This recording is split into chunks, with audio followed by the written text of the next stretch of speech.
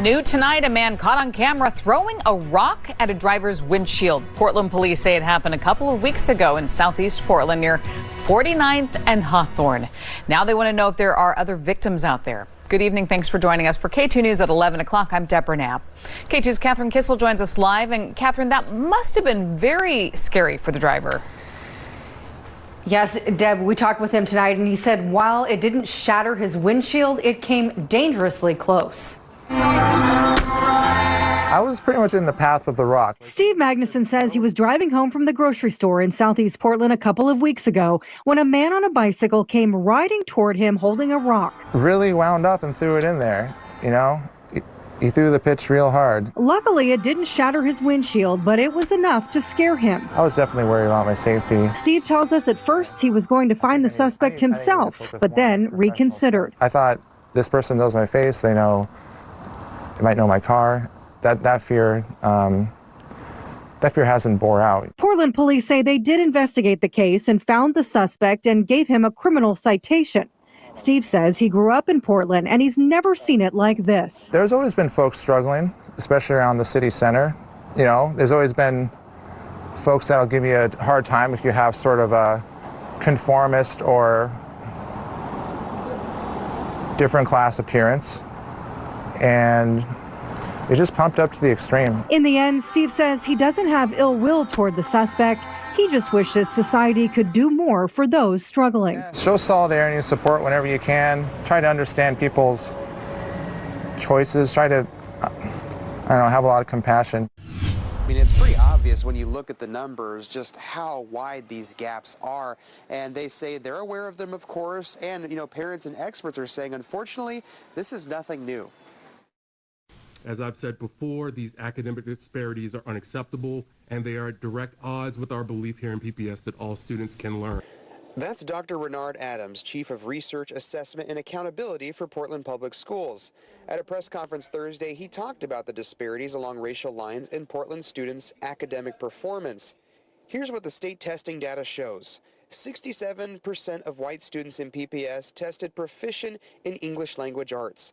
Now compare that to only 17.3% of black students who tested proficient, and only 29.7% of Latino students and 31.8% of Native American students. And it gets worse with the math assessment. 55.6% of white PPS students tested proficient in that subject, while only 28% of Latino students, 13% of Native American students, and only a mere 8.2% of black students tested proficient.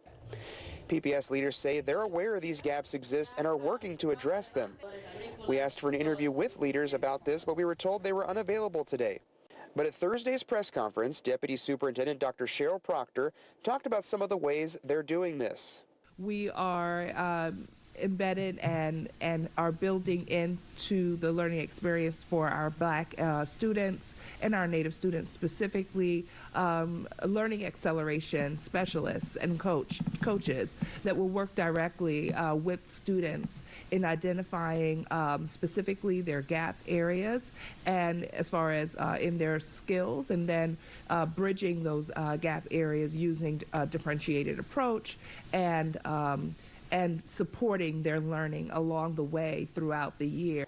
Leaders went on to say they have instructional specialists in math and literacy working in 19 specifically targeted schools in PPS.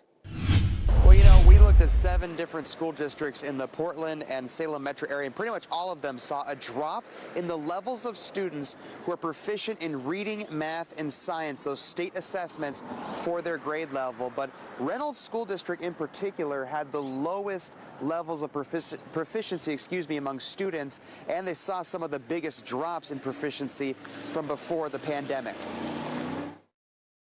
Most of that is probably just from the whole being pulled out of their normal routine. We talked to Reynolds Middle School parent Michelle Thomas Thursday as she waited to pick up her 6th grader. She says she believes the remote learning really messed with students' progress. I feel like it really put a big damper on the whole routine of doing full-time school. So we're just trying to move forward past it and hope that there's no more setbacks. And state testing data shows she's right. Nowhere is that more obvious than in her child's school district. District data shows only 25.6% of its students were proficient in English language arts. That's a 10% drop from their 2019 levels. And only 11.5% tested proficient in math. That's a 9.6% drop from 2019. Out of 7 school districts we looked at in the metro area, they had the lowest proficiency levels. What it shows is that we need to look at ways to improve those scores. Steve Padilla with the Reynolds School District says the disruptions to learning really hit their students hard.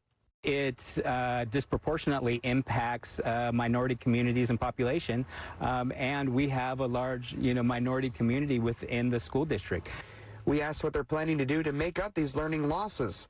Padilla gave us several examples, including these new books you see in this 4th grade classroom at Salish Ponds Elementary School.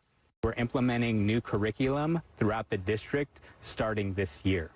That curriculum is more culturally relevant and we feel is going to benefit the students more when they see themselves throughout the curriculum to get more buy-in to their studies. Thomas says she just hopes her son and the other kids will get to stay where they learn best, in a classroom. Definitely important that the in-person school, stay a thing. I'm really hoping that doesn't ever change again.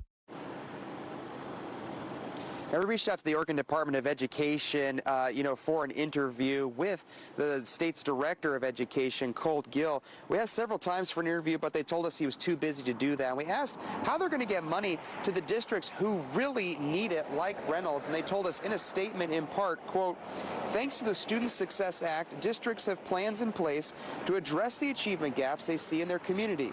We stand with our districts as they move forward with the plans." And we'll continue to follow up with them about those plans in the Student Success Act they mentioned.